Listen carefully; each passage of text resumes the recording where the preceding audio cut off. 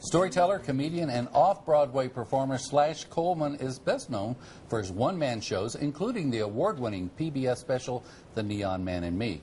Descended from a grandfather who was a dancer at the Moulin Rouge, a grandmother who was a painter, father who's a prolific sculptor, and his mother, a Holocaust survivor, Coleman draws all of his material from being raised by an offbeat yet creative family. Slash Coleman, welcome to Daytime Tri-Cities, and I thought I had a crazy family tree. Yeah, thank you. Wow, good stuff, huh? Yeah, it brings a lot of material to the plate when I need to create material. So when did you first get this storytelling bug? Well, you know, I grew up with a family of storytellers on both sides. My father's family is from Sicily, and then they rooted in West Virginia, in the coal mining towns there. And so we had this big, rich tradition of sitting around to these big Mediterranean dinners and just hearing my uncle and my father tell stories. And you gleaned from all of that growing up, I guess. I did. It was kind of just passed along to me, and I always wished that I could hold the tension like my father and my uncle. My father and my uncle I consider them my heroes in terms of storytelling, but they would never take money for it. They would never get on stage and do something like that.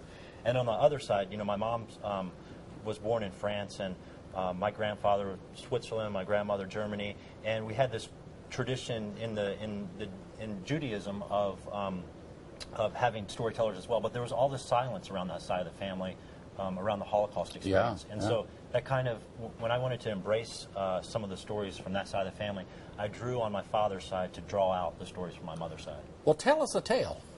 Right now? Yeah. Okay, sure. This is a portion of a tale I called The Ring.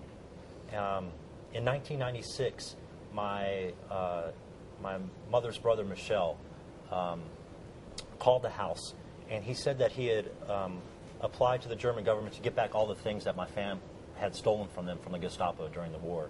And I remember standing in the kitchen then, I was about 30, and I heard him talking on the phone. He had a very distinct voice. He said, Nicola, I have applied to the German government to give back all the things that they have stolen from Mommy and Daddy during the war, and when I hear back from them, I will let you know.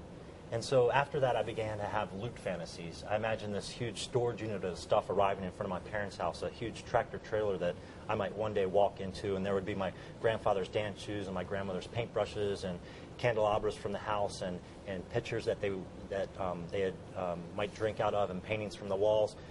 And 10 years later, the only thing that arrived was a check and a photograph of my family. And my uncle divided the money up and gave each of us a portion of that money. And I remember I felt like I was gifted with this huge problem because I didn't know what to do with this money. I mean, my family had practically died for this money. It was Holocaust money. I didn't want to spend it on something frivolous or pay an electricity bill or take someone out to dinner or buy a pair of shoes. And so I remember I hit my knees that night and offered a prayer to God. And I wanted some kind of sign of what I should do with this money.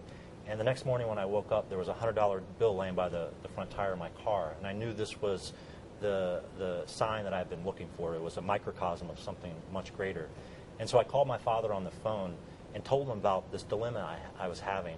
And my father has perfected the art of what we call in Italy, la arrangiarsi d'arsi, the art of making something from nothing.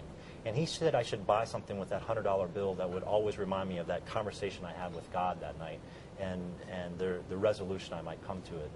And so that night I went online. I found a company online called myhebrewring.com.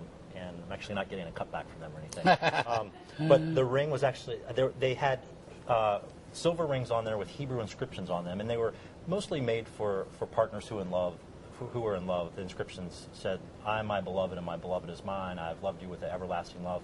And I found the perfect one. It said, Ba'asher talchi elech, which is Hebrew, which means wherever you go, I will follow. And to me, that really spoke to me about my connection and trusting in myself and trusting in my family and trusting in God. And so I sent the money in, and it was exactly $100 plus shipping, and the little package arrived in my envelope. It was from Jerusalem, and that's where they made the rings. And it had a little stamp in the corner in this envelope that was about as big as a Pop-Tart. And I remember opening it up, and I felt like all this tradition had come out of this envelope. And I put the ring on my finger, which I still wear today and through all my performances, and it reads, Ba'asher talchi elek, where you will go, I will follow.